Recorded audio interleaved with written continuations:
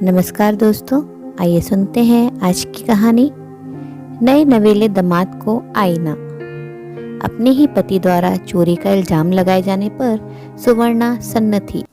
देखो बेटा, अब तुम्हारी कोई बात मुझे नहीं सुननी है, तुम ऐसा ही समझ लो। तुम अब निकलो यहाँ से। अभय प्रताप जी ने सीधे सीधे अपने दामाद वीरेंद्र से कह दिया। पर पापा जी, हमारी रिजर्वेशन तो परसों की है, मतलब परसों शाम को हम दोनों जाएंगे। क्या आपको सुवर्णा ने कुछ भी नहीं बताया? सुवर्णा ने हमें क्या बताया क्या नहीं बताया, अब इस बात से हमें कोई फर्क नहीं पड़ता। परसों की रिजर्वेशन तुम्हारी सुवर्णा के साथ थी, अब तुम यहाँ से सुवर्णा के बिना ही जाओगे। समझ आया? अभय प्रताप जी ने कड़कती आवाज में कहा। तुम अकेले ही यहाँ से जा रहे हो, हम सुवर्णा को तुम्हारे साथ नहीं भेज रहे। अभय प्रताप जी ने चबा चबा कर अपने शब्द कहे। वीरेंद्र की आवाज में हकलाहट पैदा हो गई और आवेश में उसके होंठ कांपने लगे। अभी 2 महीने पहले ही उसकी शादी सुवर्णा के साथ हुई थी। अचानक 2 महीने के बाद ही सुवर्णा के भतीजे की मुंडन सेरेमनी थी, इसलिए दोनों ही कल ही इलाहाबाद से अहमदाबाद पहुंचे थे। अहमदाबाद सुवर्णा का मायका था। पहला प्रभाव और जीवन भर ससुराल वाले हाथ जोड़कर पीछे घूमते रहे, ऐसी शिक्षा उसके शादीशुदा अनुभवी दोस्तों ने घोट कर पिलाई थी। वह भी अपने ससुराल में रौबदार छवि बनाकर जीवन भर के लिए अमिट छाप छोड़ देना चाहता था। इसी रौब के लिए वीरेंद्र ने ससुराल आते ही अपने रंग दिखाने शुरू कर दिए थे। गर्म चाय को ठंडा कहकर ठुकराना, घर के बने खाने को बेस्वाद कहकर बाहर से खाना मंगवाना और इधर उधर रिश्तेदारों में बैठे हुए सुवर्णा की बुराइयां करते हुए उसने देख लिया था कि लोग उसके साथ बहुत आदर और नम्रता से पेश आ रहे हैं। वह अपने मन में सोचने लगा कि उसने पहले ही दिन अपने ससुराल वालों की बोलती बंद कर दी है। दूसरे दिन सुबह घर में पूजा पाठ हो रहा था। सब लोग बड़े वाले कमरे में बैठे हुए थे। चारों तरफ मंत्र उच्चारण सुनाई दे रहे थे। रिश्तेदार एक दूसरे के साथ बातचीत में भी मशगूल थे। बाल कटवाते समय सुवर्णा का भतीजा आरव जोर जोर से चिल्ला रहा था। शायद वह नाई के उस्तरे और कैंची से डर रहा था। सुवर्णा तालियां बजा बजाकर उसका ध्यान बटा रही थी। अचानक वीरेंद्र ने पीछे से आकर सुवर्णा से कहा, 2 मिनट मेरे साथ आओ। सुवर्णा वीरेंद्र के पीछे पीछे चल दी। दूसरे कमरे में जाकर वीरेंद्र ने उससे पूछा, क्या तुमने 10,000 रुपये निकाले? सुवर्णा हैरान रह गई और बोली, क्यों? मैं क्यों निकालती? मुझे क्या पता। मैं देख रहा हूँ कि मैं जो पैसे लेकर आया था उसमें 10,000 रुपये कम है। वीरेंद्र बोला, आप एक बार फिर से देख लीजिए, यहीं होंगे। देखो, अगर तुमने लिए हैं तो मुझे बता दो, किसी और को दिए हैं तो भी मुझे बता दो। क्या तुमने मुझसे पूछे बिना अपने आप ही शगुन दे दिया? वीरेंद्र तरह तरह के प्रश्न पूछ रहा था और गुस्से में लाल पीला हो रहा था। सुवर्णा ने एक बार फिर कहा, नहीं, मुझे क्या जरूरत थी, मैंने नहीं लिए। वीरेंद्र ने गुस्से से एक थप्पड़ सुवर्णा के गाल पर दे मारा। सुवर्णा तिलमिला उठी। उसकी आंखें आंसुओं से भर गई। फिर भी उसने संयम नहीं खोया और बोली, लाइए मैं देखती हूँ। वीरेंद्र अटैची के सामने खड़ा होकर बोला, हाथ भी मत लगाना, तुमने क्या मुझे बेवकूफ़ समझा हुआ है? सुवर्णा हक्की बक्की रह गई। वह सोच रही थी कि इस समय तो सब लोग हॉल में बैठे हैं, किसने 10,000 रुपये चोरी कर लिया होगा? उसे कोई भी रिश्तेदार ऐसा नजर नहीं आया जो एक 10,000 की छोटी सी रकम के लिए अपने चरित्र को गंवा बैठे। आज तक घर में अनेक पर्व त्योहार हुए थे। हर बार सभी रिश्तेदार इकट्ठे होते थे, लेकिन आज से पहले ना तो किसी की चोरी हुई थी, ना ही किसी ने चोरी चकारी का इल्जाम लगाया था। वह किंग कर्तव्य मूड सी खड़ी थी कि वीरेंद्र बोला, मेरे सामने एक्टिंग करने की जरूरत नहीं है। 10,000 खोना कोई मजाक नहीं होता। मैं किसको कहूँ, किसे पूछूं? मैं इसलिए चुप हूँ कि यहाँ सभी तुम्हारे रिश्तेदार हैं। एक चोर के पीछे मैं सबको चोर नहीं ठहरा सकता। यह तो मेरी शराफत है। इस बार मैं आ गया, अब आगे से कभी नहीं आऊँगा। सुवर्णा वीरेंद्र की बातों से डर गई और उसने बहुत ही करुण स्वर में कहा, मुझे समझ नहीं आ रहा। इसी विवशता में उसकी नज़र वीरेंद्र की छाती से घूमती हुई उसके लोअर की बेल्ट तक पहुंच गई। उसने देखा कि वीरेंद्र की बेल्ट कुछ अजीब ढंग से मुड़ी और उभरी हुई है। वह एकदम से बोली, वैसे आपकी बेल्ट के अंदर क्या घुमा कर मोड़ कर रखा है? कुछ छिपा रखा है क्या? लाओ मैं चेक करती हूँ।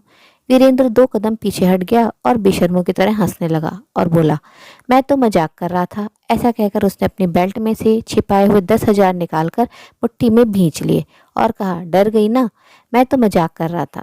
तुम तो मजाक भी नहीं समझती हो। अब सुवर्णा उसे सुनने के लिए विवश नहीं थी। उसने बिना वक्त गंवाए उसका कमरा छोड़ दिया और हॉल में जहाँ मुंडन सेरेमनी हो रही थी वहाँ लौटकर आ गई। अब तक मुंडन सेरेमनी हो चुकी थी और भैया भाभी सुवर्णा का इंतजार कर रहे थे। मुंडन के बाद बुआ ने भतीजे को नहलाना था। उनके यहाँ यही रिवाज था। भाई सम्राट सुवर्णा को देखते ही उसके पास आया और बोला, क्या हो गया था? तू जीजा जी के साथ अंदर गई थी। सुवर्णा ने अपनी सारी व्यथा भाई को बता दी। भाई ऐसी हरकत को मजाक कहने वाले वीरेंद्र के विरुद्ध था। उसने पिताजी को सारी बात बताई, जिसका परिणाम यह था कि तुरंत अभय प्रताप जी ने निर्णय लिया, सुवर्णा से उसके बारे में पूछताछ की। अंत में परस्पर सहमति से यह निर्णय लिया कि हमारी लड़की किसी भी हाल में इस तरह के घटिया इंसान के साथ जीवन नहीं बिताएगी। फिर भी सोच विचार बाद में करेंगे। वीरेंद्र ने अभय प्रताप जी से फरियाद करते हुए कहा, पापा जी आप मुझे 2 मिनट सुवर्णा से मिलने तो दीजिए, तो मैं सुवर्णा से मिलने दूं। अभय प्रताप जी भड़क गए और बोले, जिस तरह की तुमने बात की है और जैसी बातें तुम कर रहे हो, ऐसी बातों का चलन हमारे घर में नहीं है और न ही सुवर्णा इस तरह के छल कपट जानती है। तुम दोनों के बीच अब क्या घटित होने वाला है यह हम बाद में सोचेंगे, लेकिन मेरे घर में मेरी ही बेटी का अपमान, तुम अपने आप को समझते क्या हो? इसके बाद भी तुम्हें उससे बात करने का मौका चाहिए। अब मैं तुम्हें उससे मिलने नहीं दूंगा। तुमने क्या सोचा था कि परिवार और पारिवारिक संबंध इतने सस्ते होते हैं? तुमने अपनी हरकत से बता दिया कि तुम तो हमारी बेटी के लायक भी नहीं हो। हॉल में उपस्थित सभी रिश्तेदार हक्के बक्के से रह गए। अभय प्रताप जी ने सबके बीच में जोर जोर से कह दिया कि यह लड़का कहता है कि इसके 10,000 रुपये किस रिश्तेदार ने चुरा लिए। मेरी लड़की को दबाने की कोशिश कर रहा था। बीत गए पुराने जमाने जब माँ बाप लड़कियों को उनके ससुराल में किस्मत के सहारे छोड़ देते थे। मेरी बेटी हमारी आंखों का तारा है। ऐसे बेहुदा लड़के को अपनी लड़की दे दूं? अच्छा हुआ हमें इसके बारे में जल्दी पता चल गया। सम्राट, ओ बेटा सम्राट, बेटा तुम कहाँ हो? इसको घर से निकालो। जब तक यह घर से नहीं निकलेगा तब तक मिठाई नहीं बांटी जाएगी। तुम मुंडन की मिठाई बांटोगे और मैं इसके जाने की मिठाई बांटूंगा। हॉल में एकाएक सन्नाटा छा गया। सब लोग अभय प्रताप जी और उसके परिवार वालों से अच्छी तरह परिचित थे। प्रताप जी ने चिल्लाकर कहा, इसके पिताजी को फोन लगाओ, मुझे उनसे बात करनी है। बात बिगड़ती देखकर वीरेंद्र उनके पैरों में गिर पड़ा और गिड़गिड़ाते हुए बोला, पापा जी मुझे माफ़ कर दीजिए, आगे से ऐसा नहीं करूँगा। अभय प्रताप जी ने कहा, आगे और पीछे की गुंजाइश नहीं रही बेटा, अभी इसी वक्त निकलो यहाँ से। अभी तुम्हारे पिताजी को भी बता देता हूँ ताकि कल कोई इल्ज़ाम ना लगा दे कि लड़के के साथ हाथापाई हुई थी। सारे साक्ष्य अपने हाथ में लेकर अभी इसी वक्त तुम्हें स्टेशन भेज रहा हूँ। सम्राट ने वीरेंद्र के पिता का फ़ोन नंबर मिलाया और वीरेंद्र के दुर्व्यवहार की बात बता दी। बाहर टैक्सी वाला हॉर्न रुक रुक कर बजा रहा था। उसी वक्त सुवर्णा ने कमरे में प्रवेश किया और बोली, पापा जी इनसे कहिए अब ये हमारे घर और मेरे जीवन से दूर निकल जाएं। मैंने टैक्सी मंगवा दी है, पेमेंट भी कर दी। वीरेंद्र चुपचाप सिर झुकाए टैक्सी में जाकर बैठ गया। उसकी बाजी उल्टी पड़ चुकी थी। उसकी गलत सोच ने उसे मुंह दिखाने लायक नहीं छोड़ा था। उसकी स्थिति तो डूब मरने वाली थी। वह सोच रहा था कि उसकी भूल की कोई माफ़ी नहीं है। जब घर का दामाद अटेंशन और झूठी शान के लिए इस तरह के दांव पेच खेलता है तो अत्यंत निंदनीय और अशोभनीय लगता है। यह एक गिरी हुई मानसिकता का परिचायक है। अभय प्रताप जी ने अपने नए नवेले दामाद को बिल्कुल सही आईना दिखाया। उन्होंने अपने बेटे के मान की खातिर सराहनीय कदम उठाया, जो दर्शाता है कि समाज उन्नति कर रहा है। अब कोई भी बेवजह हमारी बेटियों को न तो अपमानित कर सकता है, न ही वह अपने पति की झूठी आत्मसंतुष्टि की खातिर बलि चढ़ेंगी।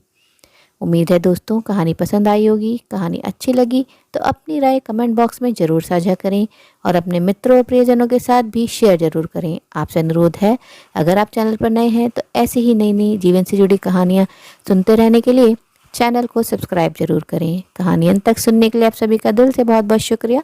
तो फिर मिलते हैं अगली कहानी में। तब तक के लिए आप लोग अपना ध्यान रखिए, खुश रहिए, ऐसी ही कहानियाँ सुनते रहिए।